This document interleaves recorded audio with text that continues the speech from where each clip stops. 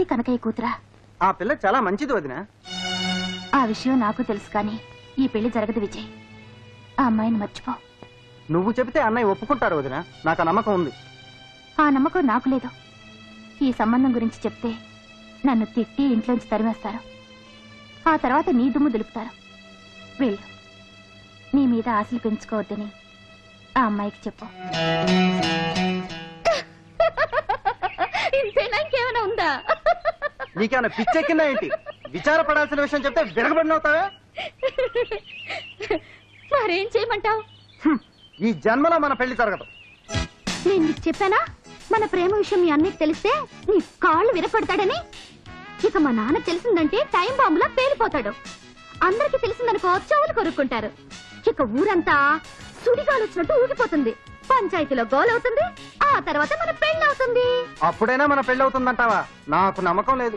ఓహో, అబ్బా, మరి ఇంత పిరికితనం అయితే ఎలా? పిరికితనం కాదు కానీ మా అన్నయ్య ముందు నేను నోరు విప్పలేను.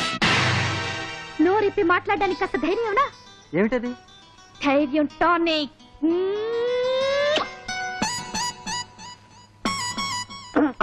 మీ అమ్మాయి ముద్దు పెట్టిందండి.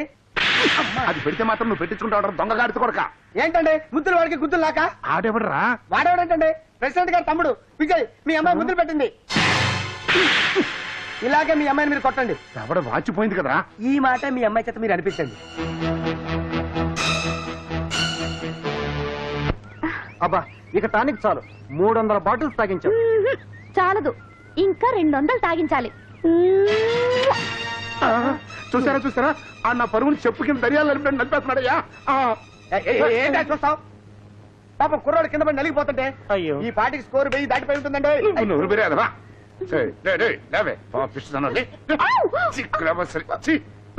ఇదిగో కనకయ్య, నేను చెప్పేది విను, అరవకు. అరవకేం చేయమంటావయ్యా? ఆ నా కూతుర్ని ఎనప్పటి కావించుకుని నలిపేస్తుంటే నువ్వు వస్తే సినిమా చూసి చూడమంటా?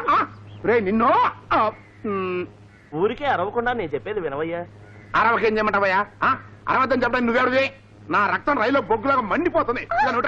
అసలైనా ఆడు ముద్దు పెట్టుకుందే నీ కూతురును, నీ పిల్లలు కదయ్యా, నా కూతుర్ని. అసలు ఈ ముద్దు వస్తుందని పారిపోతాండి. ఆగో, నువ్వు గట్టిగా పట్టుకో. నీకేమైనా పిచ్చెక్కిందా కనుక? నిజంగానే పిచ్చెక్కింది. చూడు కనకే, నీ కుటుంబానికి జరిగిన అవమానం మేమంతా చూసాం. పంచాయతీలు పెడదాం. ఏంటయ్యా నువ్వు పెట్టేది ఇడ్లీ? ఇలా అన్న పంచాయతీ బోర్డు ప్రెసిడెంట్ తమ్ముడిని సమర్థించుకుంటాడు కానీ తమ్ముడు చేసిన తప్పును ఒప్పుకుంటాడా? నాకు న్యాయం చేస్తాడా? నీకు శేఖరం గురించి తెలియదు కనుకయ్యా. శేఖరం పంచాయతీలో కూర్చుంటే స్వపర భేదాలే ఉండవు. పంచాయతీకి రా. సరే, మా మనుషులు కూడా తెచ్చుకుంటా. అదండి. కానీ అయ్య గారు, కుర్రోడు కత్తిలో ఉన్నాడండి. నువ్వు చెప్పలేదురే అయ్యా. అవునా? మన పంచాయతీ కోఆపరేటివ్ స్టోర్స్ మంచి ఫలితాన్ని ఇవ్వటం వల్ల మన జిల్లాలో ఉన్న మిగతా పంచాయతీ వాళ్ళు కూడా కోఆపరేటివ్ స్టోర్స్ ఓపెన్ చేయాలని ప్రయత్నాలు చేస్తున్నారు. ఇది మన పంచాయతీకి గర్వకారణం. అవునవును, ఒక మంచి జీవితాన్ని పూర్తిగా సమాధి చేసిన ఘనత కూడా మన పంచాయతీకే దక్కింది. కనకయ్య, ఎందుకలా అరుస్తావు? ఊరు మధ్య పంచాయతీ దుకాణం పెట్టి కనకయ్య కడుపు కొట్టారు, ఊరి చివరైన పరువే పత్తలు కొట్టారు. రామూర్తి, అసలు ఏం జరిగిందో చెప్పకుండా నోటికొచ్చినట్టు మాట్లాడటం పెద్ద మనుషుల లక్షణం కాదు. ఏం జరిగిందో చెప్తే నీ నోరే పడిపోతుంది. ఏం జరిగింది? కనకయ్య గారి అమ్మాయి మన ఊరి అబ్బాయి మన ఊరి చివరి తోటలో ఊరి చివరి తోటలో ప్రేమ కలాపాలు సాగిస్తూ సాగిస్తూ సాగిస్తూ అంటూ సాగదీస్తావేటయ్యా? చెప్పు. అవ్వా అవ్వా, దాన్ని ప్రేమ కలాపాలు సాగించడం అంటారటండి. మూల కూర్చున్న పిచ్చి పిల్లకి మాయ మాటలు చెప్పి రోడ్డుకు లాగాడు. మాట్లాడరేంటండి? చూసేవాళ్ళు చెప్పొచ్చు కదా. కన్న తండ్రి నేనే సిగ్గు విడిచి చెప్పు చావాలా? ఎవరా అబ్బాయి? ఆడపిల్లతో కట్టు తప్పి ప్రవర్తించిన కుర్రాడెవరు?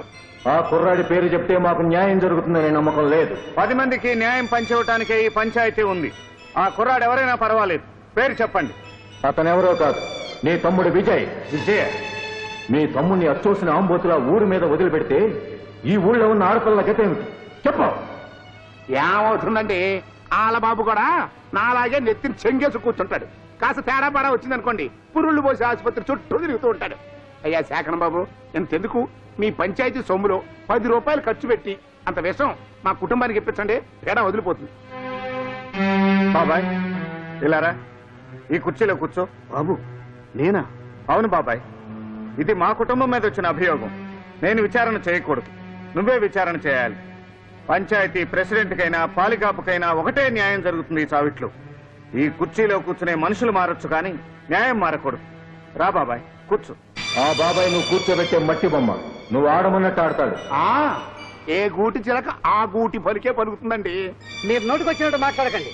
తన తమ్ముడి మీద ఫిర్యాదు రాగానే ఆ బాబు కుర్చీలోంచి లేచి ఆ కుర్చీ మరొకరికి ఇచ్చారు. అర్థం చేసుకోండి. ఏమిటే అర్థం చేసుకునేది? ఆ సీట్ నీకు ఇచ్చాడా నాకు ఇచ్చాడా? తన చేతి కింద మనిషికి ఇచ్చి ధర్మం చెప్పమంటున్నాడు. అది అతను తెలివితేటలు. పోనీ నువ్వే ఈ ధర్మాసనంలో కూర్చుని విచారణ చేయి రామ్మూర్తి. మీ పంచాయతీ నిర్ణయానికి నేను నా తమ్ముడు కట్టుబడి ఉంటాం.